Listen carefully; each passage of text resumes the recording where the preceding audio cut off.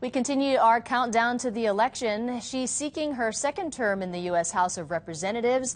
She won the post back in 2010 when she defeated her Republican opponent, Charles DeJoux. This time it's the same issues and the same candidates, but a different race. Representative Colleen Hanabusa joins us now for a live in-studio interview. Good morning, and thank you so much for joining us. Good morning, Mahialani. So we are finally in the home stretch. How are you feeling right now?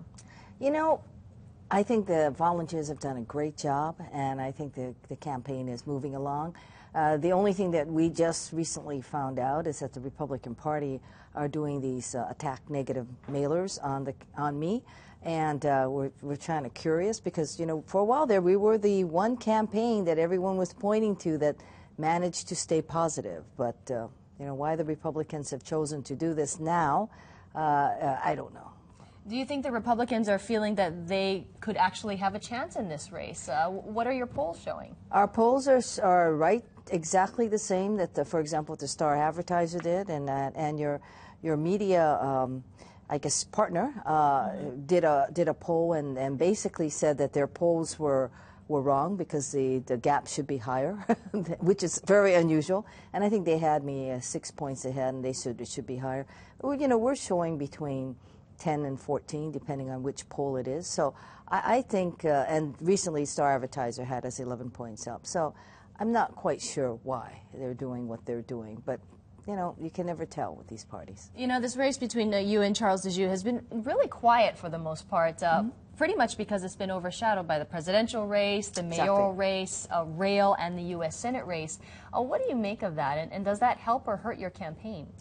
You know, I think that maybe part of it that we hope is a great indication is that the people have known what we're doing. In my case, you know, I've been in office now for 2 years. We believe we've done strong outreach, and when we are in the communities and, you know, sign waving, we're just walking around the malls, people come up and they go out of their way to tell you, hey, we like what you're doing a good job for us, or we voted already.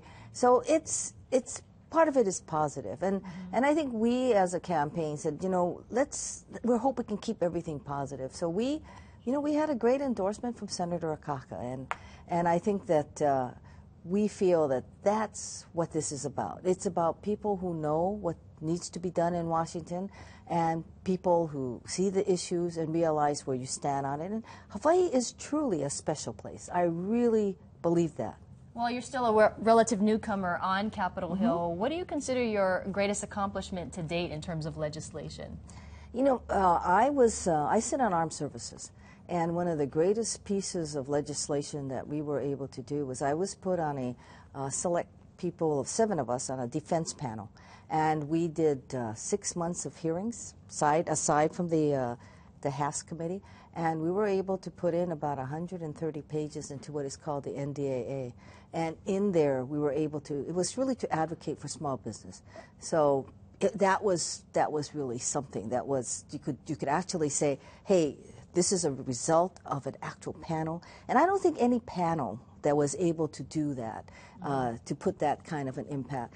And there are certain things for Hawaii. For example, all the issues regarding the Pacific Tsunami Center and the DART buoys that give us the warning, you know, a lot of them are inoperative, and to be able to go there and fight for the increase in those funding, and the marine debris, and to have Republicans agree with that. So there are different examples here and there, but it's being able to get there, do the work, and not only that, but to have the Republicans agree and say, okay, and so the bipartisan working groups are great examples. One of the funding issues that's affecting the people here in the islands is the United States' obligations to Micronesians and the population there, and also Pacific Islanders, and it's having an impact in terms of our social system and our healthcare system in terms of the Hawaii spending on it.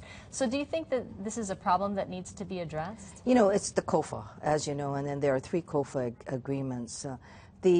What it is we looked at a GAO report that was commissioned, and the annual obligation is about $184 to $185 million. What they give everyone to split is about $30 million.